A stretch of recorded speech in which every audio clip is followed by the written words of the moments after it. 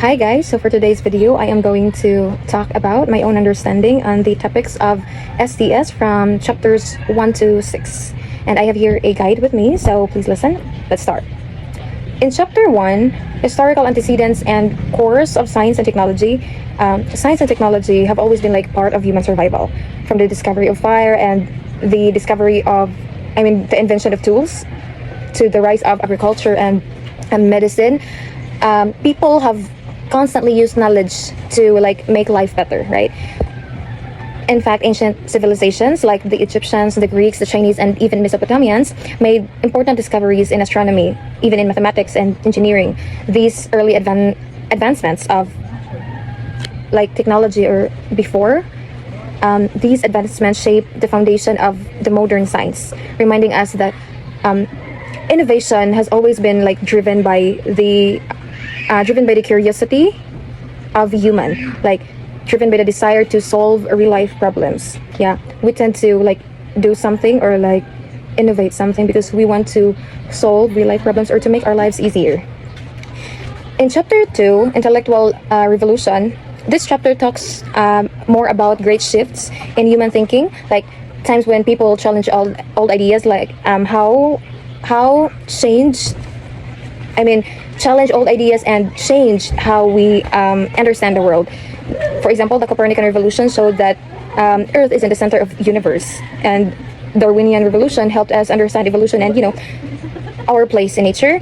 And the Freudian, when we talk about Freudian revolution, it opened our minds to what do you call this one?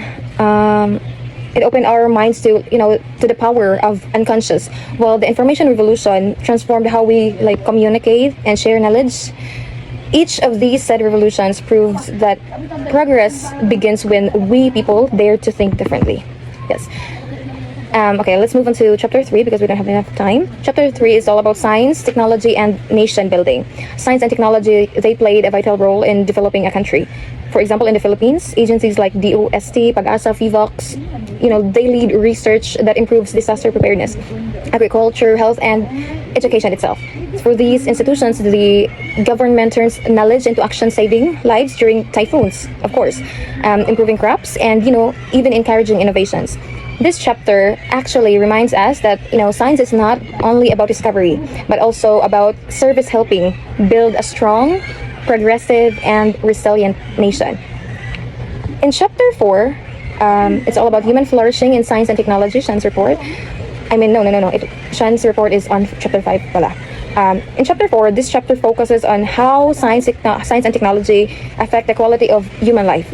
It reminds us that every innovation should aim to make life easier, life better, not just more convenient, but more meaningful. It explores how technology shapes our relationships, our health, and the environment. While it can make tasks easier and communication faster, it can also cause stress, like isolation or inequality if used carelessly. That is why this chapter challenges us to use technology wisely so it uplifts human dignity and promotes balance between progress and well-being of yourself and those people around you. So here in chapter 5, this part discusses how true progress is not just about wealth, about industrial growth, but it's all about improving lives in all aspects, in social aspects, in environmental aspects, and even in moral aspects. So it actually connects to 17 SDGs set by the United Nations, which aim to end poverty, to protect the planet, to ensure peace and prosperity for everyone, so on and so forth. These goals remind us that real development means, what do you call this one?